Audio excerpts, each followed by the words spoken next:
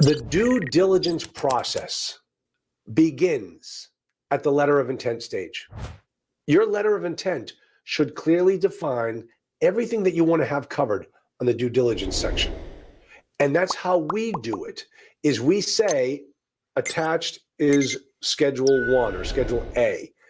And we list out on the very first correspondence we ever send out all the things we want to see in the due diligence.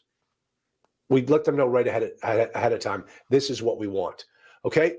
Now, that's the first part of getting the due diligence started.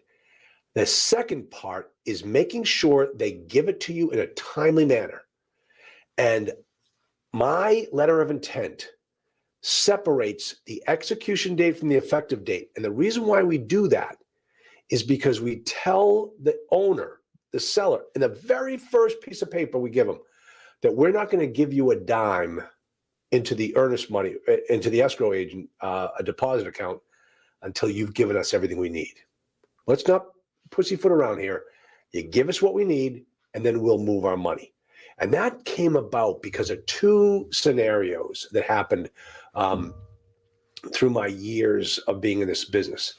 First off is sitting around and waiting for the owner to get you all the documentation you need to even engage a lender. And you've got a 30-day window to make it happen. And the guy drags his feet. Your clock is ticking. So the way we now structure the LOI is that the clock does not start ticking, Mr. Seller, until you give us everything. And the other thing that happened was moving the money from your bank account to the escrow agent's bank account. Now, here's the thing.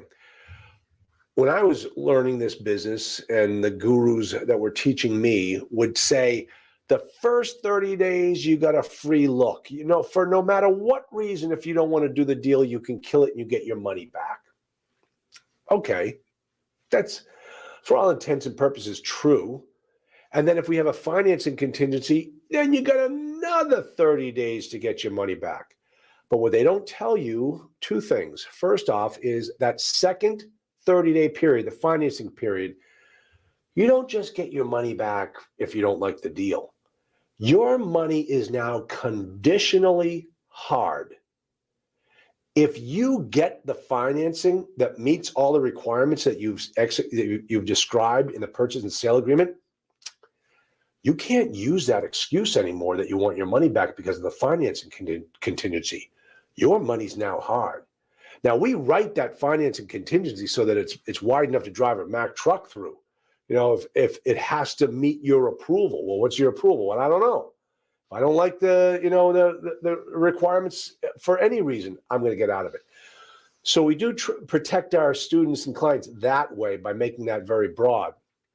But it's always conditional. Now, the other thing I want you to understand is whenever you move your money from your bank account into anyone else's, you always run a risk of never getting it back. I don't care what the contract says. I've seen such shenanigans that you've got to understand that.